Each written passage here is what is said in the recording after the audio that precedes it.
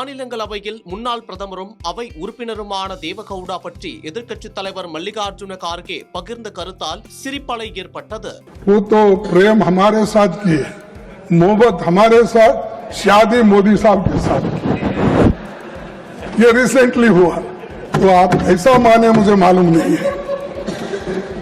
நாட்டில் 10 மாநிலங்களில் இருந்து தேர்வு செய்யப்பட்ட 37 மாநிலங்களவை உறுப்பினர்களின் பதவிக்காலம் ஏப்ரல் 2ஆம் தேதியுடன் நிறைவடைகிறது.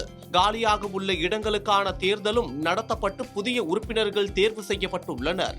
இந்த நிலையில் நாடாளுமன்ற பட்ஜெட் கூட்டத்தொடரின் போது மாநிலங்களவையில் இருந்து ஓய்வு பெறும் 37 உறுப்பினர்களுக்கு பிரியாவிடை நிகழ்ச்சி நடைபெற்றது. இந்த நிகழ்வில் பிரதமர் நரேந்திர மோடி, எதிர்க்கட்சித் தலைவர் மல்லிகார்ஜுன கார்கே உள்ளிட்டோர் கலந்து கொண்டு மாநிலங்களவை உறுப்பினர்களை பாராட்டி உரையாற்றினர். இதில் காங்கிரஸ் தலைவர் மல்லிகார்ஜுன கார்கே மற்றும் பிரதமர் நரேந்திர மோடி ஆகியோர் ஆற்றிய உரைகள் அவையை நெகிழ்ச்சியிலும் நகைச்சுவையிலும் ஆழ்த்தின.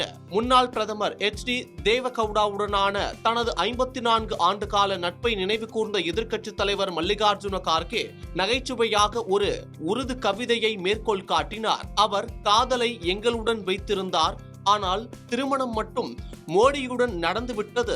இதை கேட்டு அவையில் இருந்த பிரதமர் மோடி உட்பட அனைத்து உறுப்பினர்களும் பலத்த சிரிப்பொலி எழுப்பினர். கர்நாடகாவில் கடந்த காலங்களில் காங்கிரசும் JDS கட்சியும் இணைந்து ஆட்சி அமைத்திருந்தன. 2024ஆம் ஆண்டு மக்களவை தேர்தலுக்கு முன்னதாக தேவகவுடாவின் JDS கட்சி பாஜகவுடன் கூட்டணி அமைத்தது.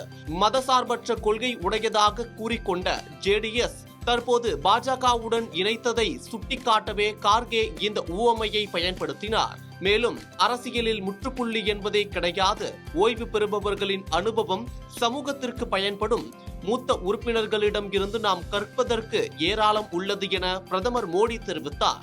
அது மட்டும் இல்லாமல் மாநிலங்களவை மூத்த தலைவர்கள் தேவகவுடா, சரத்பவார், மல்லிகார்ஜுன கார்கே உள்ளிட்டோரை பிரதமர் நரேந்திர மோடி பாராட்டி பேசியது குறிப்பிடத்தக்கது.